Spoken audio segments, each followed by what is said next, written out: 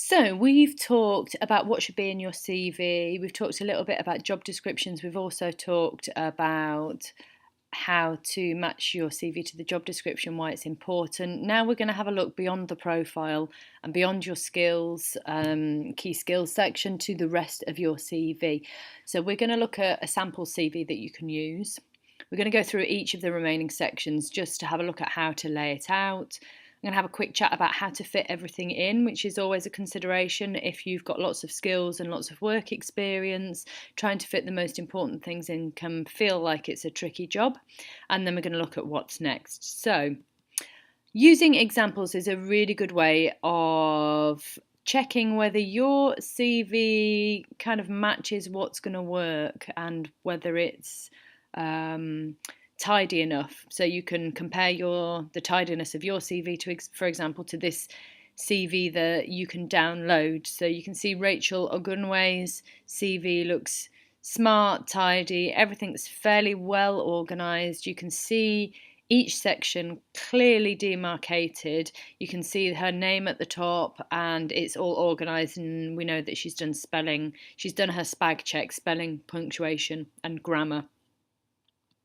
So, I'm going to go across now to Rachel Ogunwe's CV. So, we've looked at her profile, there at profiles in general. We've also looked at skills profile or key skills, which I'm going to skip past that because that's not the most important part. I want to focus now on your work history, on your education, interests and achievements, and references. So, those are the next parts that we're going to look at today. So, here we've got the work history. So she has 2 jobs.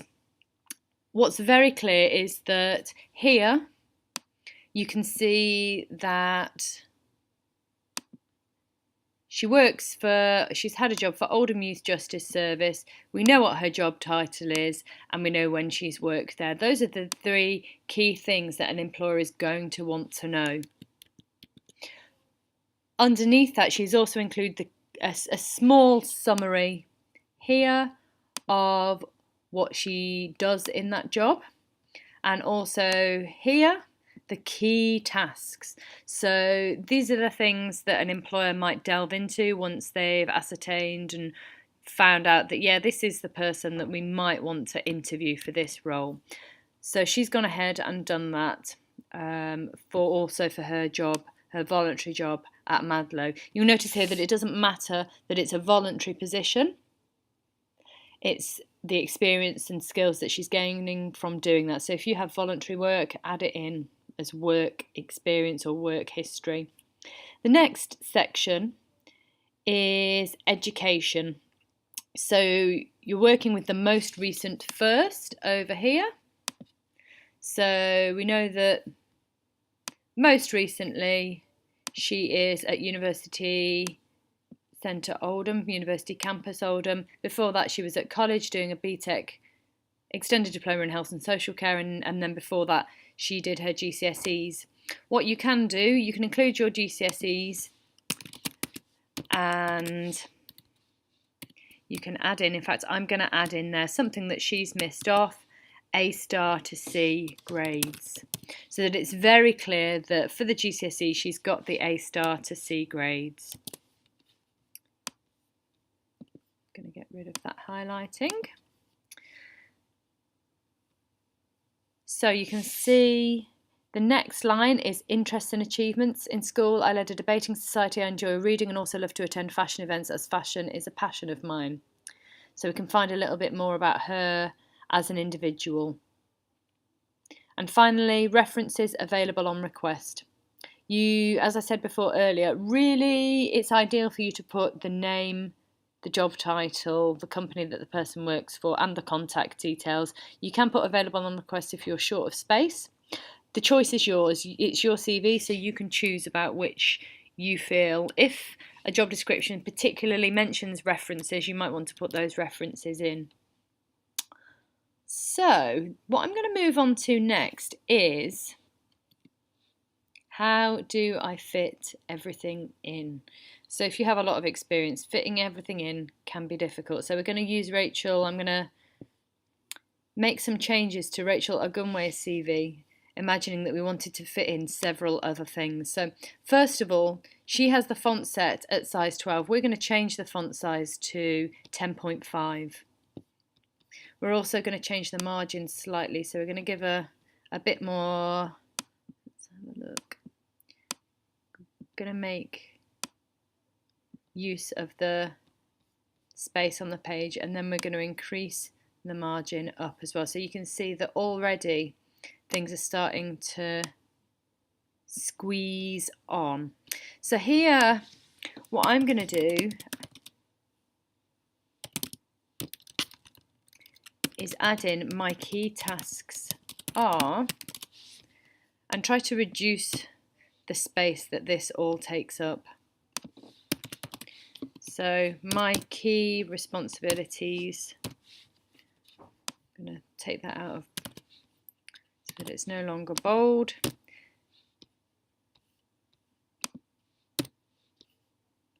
So you can see that we've managed to fit on both of those jobs onto the first page. So we could then go on. I'm just going to copy and paste these in, and just for argument's sake,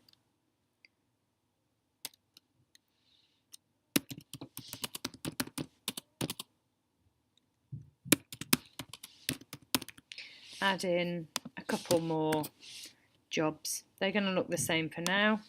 What we want to try and do is make everything line up. So I'm using the tab key to make sure that all of these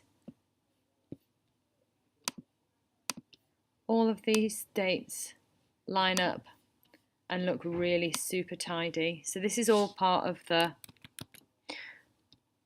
presentation and making yourself the jacket that the employer fits, or that fits the employer. So you can see here I'm making some changes just to make them all line up really, really nicely. So given that we've got a bit of space here at the bottom, we might want to add in references. So I'm going to make up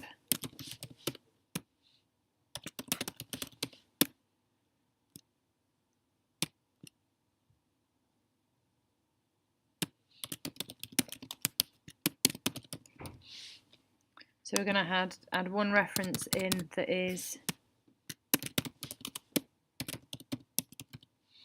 a teacher from school. We're going to add another reference in that is, let's say, the casework, youth justice,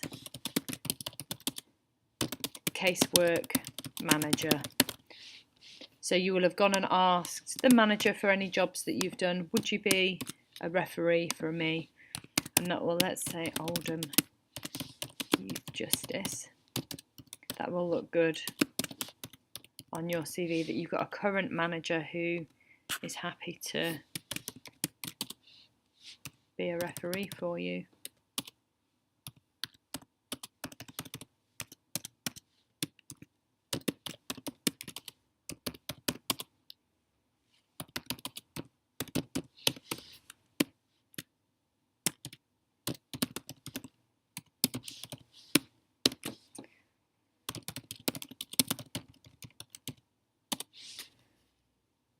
Sometimes things don't quite align and you need to jiggle around with them. That's exactly what I'm doing now to make it all line up.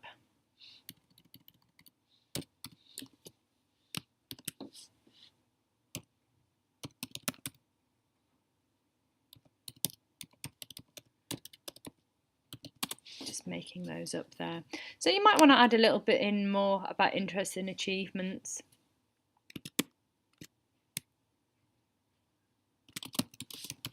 I'm going to add in here, I'm on the committee for my university debating society, where I take a leadership role, and had a few spelling mistakes there which might need checking. Remembering the spag is really important.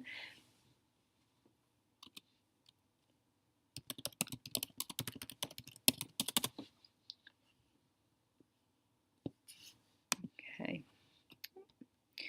So I'm just going to finish this off. So you can do things like spacing things out a little bit more if you want to.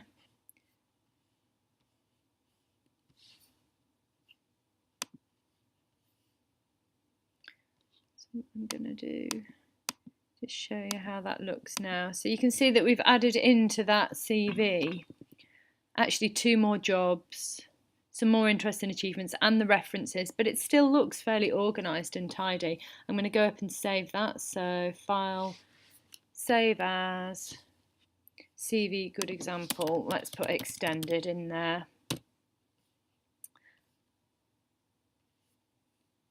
So that's a bit of a guide to how to fit everything in. What now is, so for the next steps, you can use the sample CV for your layout. It's wise for you to ask for feedback from friends, family, tutor, and getting your CV checked for spelling, punctuation, and grammar. And as you can see from this diagram illustration over on the right, it's quite important to make sure that you keep your CV updated. It makes it much easier if you go to have a job application in 1 or 2 or 3 years' time. If you've kept track of the jobs that you've done, the different responsibilities that you've had. So it just helps you going forward.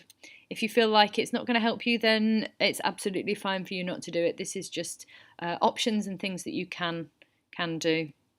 If you have any questions about any of this training, you can email me, emily.pitts@oldham.ac.uk.